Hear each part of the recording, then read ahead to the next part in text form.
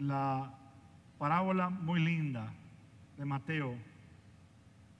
Y hay que ponerse a pensar por qué Mateo trae a colación a su comunidad esta historia que recuerda de los años cuando Jesús caminaba entre nosotros. Y la trae porque en su comunidad necesitaban enterarse o renovarse de cómo es Dios. Nos cuenta que Jesús dijo esta parábola para mostrar la cara olvidada de Dios por una humanidad dividida y agresiva. En el tiempo de Mateo era una comunidad diversa. Habían gente de Galilea convertidas, habían gente de Siria convertida, habían paganos convertidos, y esta diversidad creaba un poco de conflicto. Y Mateo les presenta esa cara olvidada, ese rostro de Dios, por una humanidad dividida, una humanidad que mostraba agresión de unos contra otros, una humanidad herida por olvidarse del verdadero rostro del Padre de Jesús, el dueño de la viña. El dueño de la viña en esta historia es Dios, y esta viña que hasta hoy llevamos por el camino de la destrucción, camino de la amargura y el sufrimiento provocado por el abuso del ser humano sobre el ser humano, en un mundo de sufrimiento, de dolor, exilio, persecución y división familiar y comunitaria. Escuchemos de nuevo en parte esta alegórica enseñanza. Dice: el reino de los cielos es semejante a un propietario que al amanecer salió a contratar trabajadores para su viña. Después de quedar con ellos en pagarles 1 denario por día, los mandó a su viña. Salió otra vez a media mañana. Vio a unos que estaban ociosos en la plaza y les dijo: vayan también ustedes a mi viña. Pero aquí les dijo de una forma diferente. No les dijo: les voy a pagar 1 denario. Les dijo: les pagaré lo que sea justo. Salió de nuevo a mediodía y a media tarde e hizo lo mismo. Jesús nos muestra que su Padre anda entre nosotros a todas horas, buscándonos, tratando con todo su corazón de que seamos parte de su viña que Él ha plantado. La viña donde todos vivimos, y ahí nos quiere dar de lo necesario para vivir. ¿Qué es lo necesario para vivir en la mente y el corazón del Padre? Hay que preguntarse, ¿qué significa eso? Te pagaré lo justo. 1 denario, lo que una familia, una nación, una persona necesita para vivir. El denario es la persona de Jesús mismo. La persona que vive sin Jesús vive en miseria. Pero el denario, que es Jesús, es suficiente para vivir. Él es lo que todos necesitamos para vivir, y Dios sale a todas horas en busca nuestro solamente para darnos lo que nos hace falta para vivir. Vean cómo es Dios, que cuida de todos por igual. Nos hace falta para vivir una vida con dignidad, una vida que no obliga a pensar en uno mismo solamente, sino que obliga a pensar en quienes nos rodean. Y tienen derecho al denario también, tienen derecho a lo que necesitan para vivir.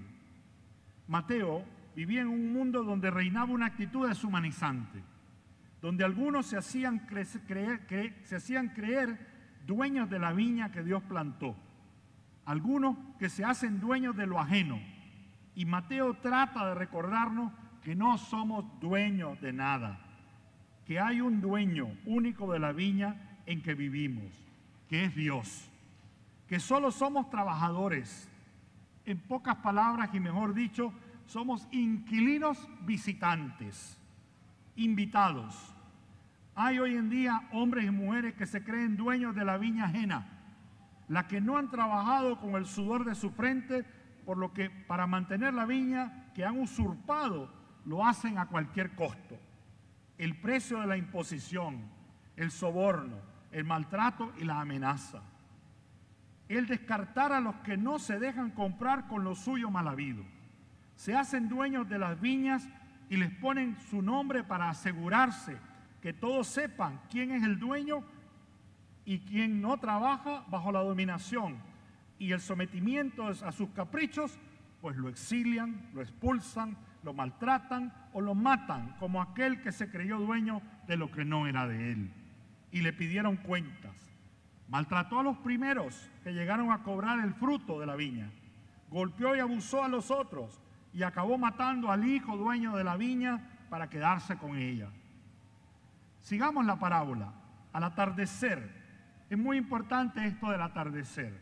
El dueño de la viña dijo a su administrador: llama a los trabajadores y págales su jornal, comenzando por los últimos hasta que lleguen los primeros. Pues se acercaron los que habían llegado al caer la tarde y recibieron un denario cada uno. Al atardecer, al final de la jornada, al final de la vida, mandará a su administrador. Jesús, cuando venga al final de los tiempos o al atardecer de nuestras propias vidas, págale su jornal, le dirá al administrador, comenzando por los últimos. ¿Y quiénes son los últimos? Los últimos en la parábola son los que encuentran el dueño de la viña, que quiere que vengan también y entren a trabajar a cambio de lo que necesitan para vivir. Pero hay otros que se hacen últimos por sus propias acciones y opciones. Hay aquellos que se vuelven últimos no porque nadie los ha encontrado para trabajar, porque no quieren trabajar, sino que están acostumbrados al robo, a la codicia, al mal, y que nunca han tenido la intención de un trabajo digno y edificante, sino que son últimos por sus acciones contra el prójimo, los que se quedan fuera de las bodas, los que no se revisten apropiadamente para entrar juntos como hermanos, los que se colocan al lado izquierdo como cabritos, y no ovejas a la derecha del Señor, el día del pago final, al final de la jornada. ¿Quiénes son estos últimos que se piensan siempre primeros? ¿Quiénes los ha hecho últimos? ¿Seremos nosotros los que hemos creado últimos? ¿Será que es nuestra culpa que existan los últimos? Todo aquello y todos aquellos que todavía siguen poniendo en escala de valores y le ponen un signo de dinero en la frente al ser humano, esos son los últimos. Estos son verdaderamente los últimos. Último es quien persigue a su hermano.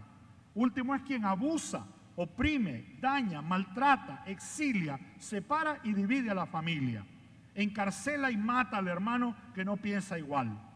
Se creerán los primeros, pero ellos saben que ser primero es un puesto que usurpan con maldad, con abusos y robos, adueñándose de lo que no han trabajado en su vida, confiscando lo ajeno y poniéndole nombre para ser recordados como los supuestos dueños de todo y controladores de todo, como Jezabel, la reina perversa y malvada en el profeta Elías y Eliseo, que con mentiras y acusaciones falsas se adueñó de la viña de Nabot, el buen hombre, y lo mandó a matar.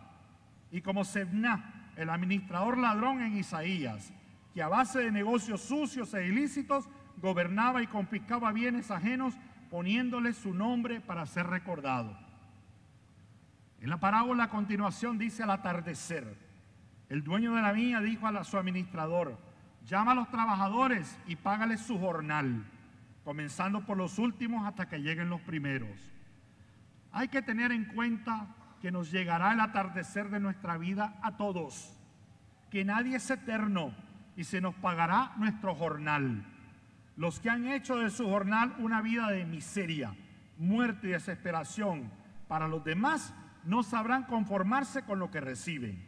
Siempre actúan con envidia, con alevosía y con ventaja, arruinando el fruto de la viña, arruinando la vida de los demás por creerse y adueñarse de lo que no es suyo, la viña que no les pertenece y que no la han trabajado. Mateo: los primeros creyeron que recibirían más, dice Mateo, pero también ellos recibieron un denario cada uno, lo que es suficiente para vivir. Pero no, este tipo de gente no se conforman. Para tener más roban, hacen lo que sea, acusan falsamente, despojan de dignidad y derecho a los demás.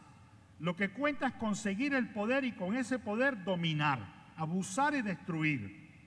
Al recibirlo, comenzaron a reclamarle al propietario diciéndole: esos que llegaron al último solo trabajaron 1 hora y sin embargo les pagan lo mismo que a nosotros, que soportamos el peso del día y del calor. Hay hoy todavía, existen jornaleros llenos de envidia, ávaros y miserables, que a lo contrario de los jornaleros de la parábola, nunca en su vida han puesto 1 minuto de trabajo honrado y honesto para ganarse el sustento de cada día. Han sobrevivido y vivido a costillas del robo, del abuso de poder y el abuso de los demás. Son como sanguijuelas que viven pegados chupando la sangre para hacerse fuertes y vivir por encima de los demás pisoteándoles y oprimiéndoles. El dueño de la viña le dijo: amigo, yo no te hago ninguna injusticia. Los injustos son aquellos que como pagan, le dan palo a los demás, los hacen sufrir, los hacen pasar hambre, los persiguen, los encarcelan, los exilian, los matan.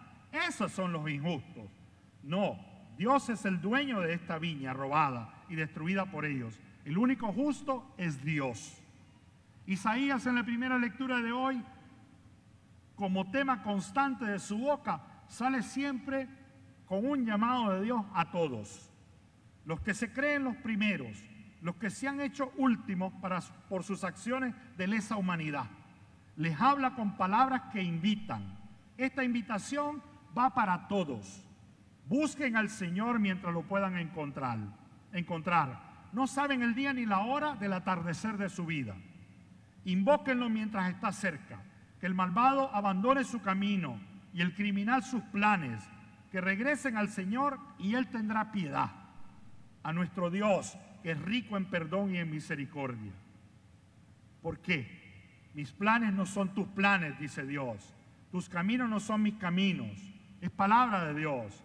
Como el cielo es más alto que la tierra, mis caminos son más altos que los tuyos y mis planes más que tus planes. Había y hay gente que está hoy, se creen tener mejores planes que Dios, mejores y prósperos caminos que los del Señor. Los planes de Dios son libertad verdadera, justicia, trabajo, paz, familia, comunidad, nación, patria. Los planes de Dios son que tengamos el sustento de cada día, cada uno de nosotros. No que se nos eche a rodar como trotamundos sin hogar, sin patria y sin libertad.